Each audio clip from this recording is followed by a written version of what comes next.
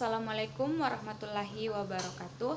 Perkenalkan, nama saya Nurul Hikmah dari kelas M91 jurusan PGSD Fakultas Ilmu Pendidikan. Saya akan membawakan materi tentang kesehatan lingkungan. Berikut pemaparannya.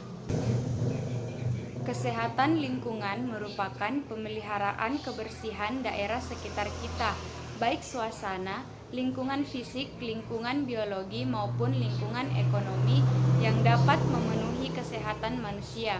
Kesehatan lingkungan juga dapat diartikan sebagai usaha atau perilaku untuk menjaga derajat kesehatan lingkungannya untuk mencapai tujuan hidup pribadi.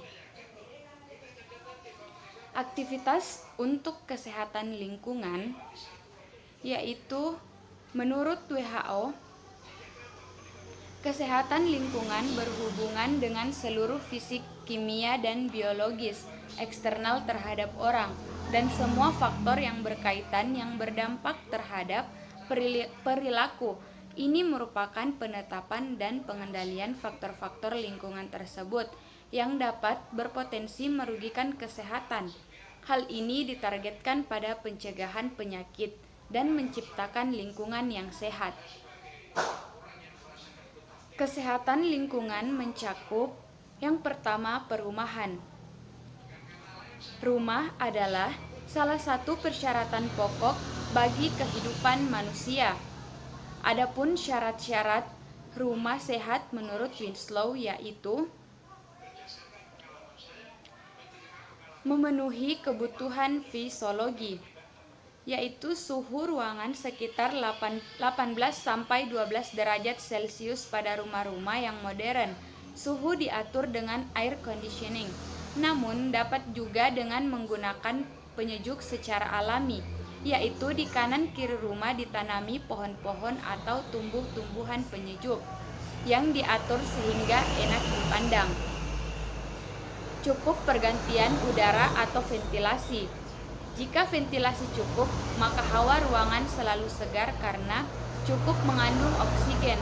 Jumlah ventilasi atau jendela ini 15% dari luas lantai rumah.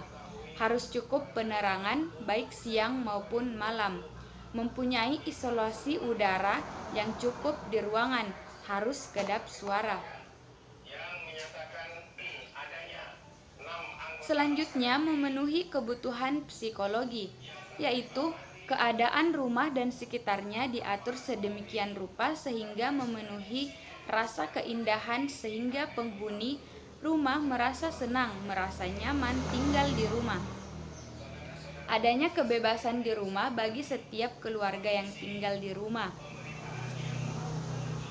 yaitu seperti mempunyai kamar sendiri-sendiri bagi anak yang sudah dewasa, sehingga privasinya tidak terganggu. Syarat selanjutnya yaitu menghindari terjadinya penyakit. Yang pertama, adanya sumber air yang sehat, baik kualitas maupun kuantitasnya. Yang kedua, pembuangan kotoran, air, limbah, sampah yang baik. Yang ketiga, mencegah perkembangannya faktor penyakit sejenis nyamuk, lalat, tikus, kecoa, dan lain sebagainya. Adapun kamar tidur yang baik adalah kamar tidur yang memiliki ventilasi udara sehingga cukup udara yang masuk. Di dalam kamar hendaklah sunyi dan waktu tidur penerangan sedikit saja.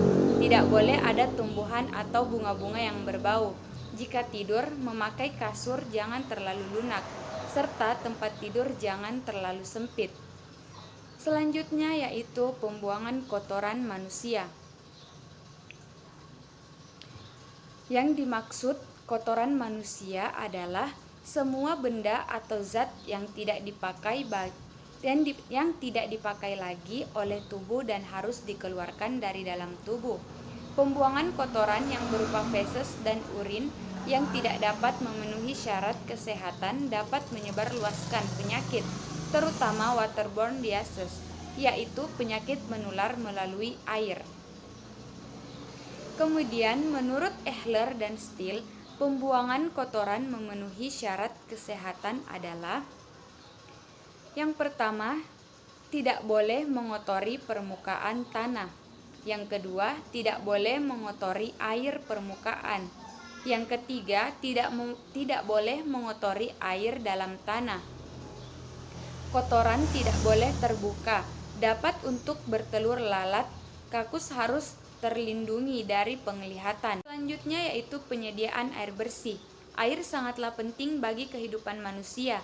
Manusia akan lebih cepat mati karena kekurangan air daripada kekurangan makanan. Tubuh manusia dewasa sekitar 55-60% berat badan terdiri dari air. Untuk anak-anak sekitar 65%, bayi sekitar 80%. Kebutuhan air sangatlah kompleks, antara lain untuk minum, masak, mandi, mencuci, dan lain sebagainya. Kegunaan air sangat penting adalah untuk minum. Air yang dikonsumsi harus memenuhi syarat agar tidak menimbulkan penyakit. Yang selanjutnya yaitu pembuangan sampah. Pembuangan sampah dapat dilakukan dengan cara yang pertama yaitu landfill. Sampah dibuang di tanah yang rendah. Yang kedua, sanitary landfill, yaitu sampah dibuang di tanah yang rendah kemudian ditutupi atau ditimbuni dengan tanah paling sedikit 60 cm untuk mencegah pengorekan oleh tikus, anjing, dan binatang lainnya. Yang ketiga yaitu individual incineration atau dibakar. Yang keempat yaitu incineration dengan incineration khusus. Cara ini dikerjakan oleh pemerintah. Yang kelima pulverization atau digiling. Yang keenam composting atau dibuat pupuk. Yang ketujuh recycling. Sebagian sampah-sampah yang masih dapat dipakai diambil dan digunakan lagi. Misalnya kertas-kertas, gelas, karton, plastik, dan lain sebagainya. Ini juga disebut sebagai daur ulang. Dan itulah tadi pemaparan materi kesehatan lingkungan dari saya.